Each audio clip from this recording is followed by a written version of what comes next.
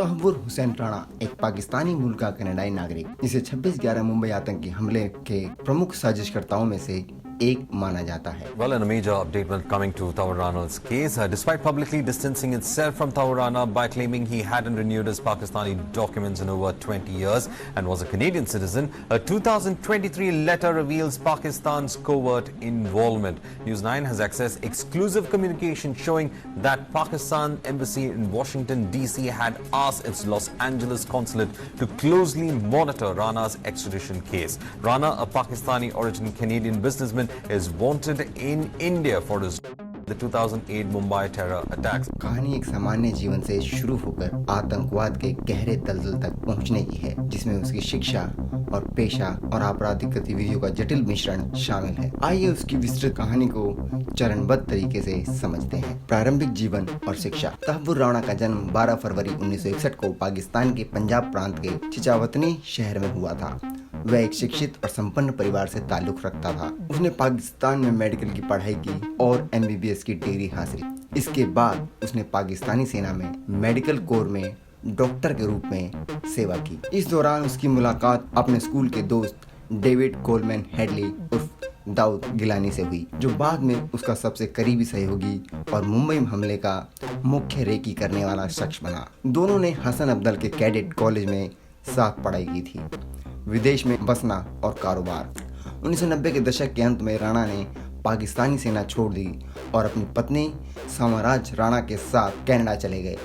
वहां उन्होंने कनाडाई नागरिकता हासिल की और फर्स्ट वर्ल्ड इमिग्रेशन सर्विसेज नाम से एक ओवरजन सेवा कंपनी शुरू की। बाद में वह अमेरिका के शिकागो में शिफ्ट हो गया, जहां उसने अपने कारोबार को और विस्तार दिया। यह कंपनी उसकी आतंकी गतिविधियों के लिए एक कवर के रूप में भी काम आई। राणा को 7 भाषाएं बोलने की क्षमता है, जिसने उसे अंतर्राष्ट्रीय स्तर पर नेटवर्क बनाने में मदद की। आतंकवाद से जुड़ाव और मुंबई हमले में भूमिका। तहव्वुर राणा का आतंकवाद से संबंध तब शुरू हुआ जब वह अपने पुराने दोस्त डेविड हेडली के संपर्क में फिर से आया। हेडली, जो लश्कर-ए-तैयबा LET और पाकिस्तान खुफिया एजेंसी ISI के लिए काम कर रहा था, उसने राणा को मुंबई हमले की साजिश में शामिल किया। 2006 में हेडली ने राणा को इस योजना की जानकारी दी। राणा ने अपने इमिग्रेशन फर्म का इस्तेमाल हेडली को भारत में बिजनेस वीजा दिलवाने और मुंबई में रेकी करने के लिए एक वैध कवर प्रदान किया। हेडली ने मुंबई के Taj Mahal hotel, Chhatrapati Shivaji terminus, Nariman house जैसे प्रमुख स्थानों की वीडियो रिकॉर्डिंग की और हमले के लिए टारगेट्स की पहचान की। राणा इस दौरान हेडली के साथ लगातार संपर्क में रहा और कई बार खुद भारत आया। दस्तावेजों के अनुसार उसने 8 बार भारत की यात्रा की, जिसमें नवंबर 2008 में हमले से ठीक पहले की यात्रा शामिल है। वह 11 से 21 नवंबर 2008 तक मुंबई के पवई में रेनेसा होटल में रुका और हमले से 5 दिन पहले दुबई चला गया। जांच में पता चला कि उसने हेडली से 231 बार संपर्क किया था, जिसमें हमले से पहले की अंतिम यात्रा के दौरान सबसे अधिक 66 कॉल शामिल थी। राणा का संबंध सिर्फ हेडली तक सीमित नहीं था, वह लश्कर-ए-तैयबा के प्रमुख हाफिज सईद और ISI के अधिकारियों के साथ जैसे मेजर इकबाल से भी जुड़ा हुआ था।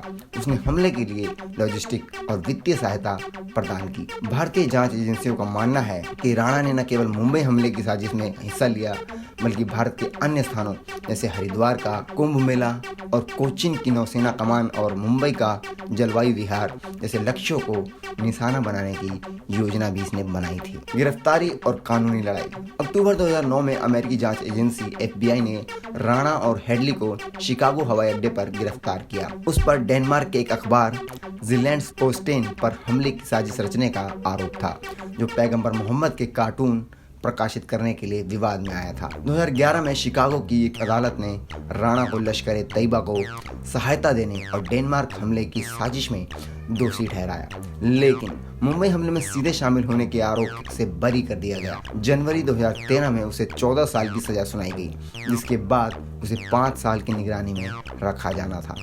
हेडली ने जांच में सरकारी गवाह बनकर राणा के खिलाफ कई खुलासे किए, जिससे भारत को उसके प्रत्यर्पण की मांग करने का आधार मिला। भारत ने 2020 में औपचारिक रूप से राणा के प्रत्यर्पण की मांग की और इसके लिए सबूत पेश किए।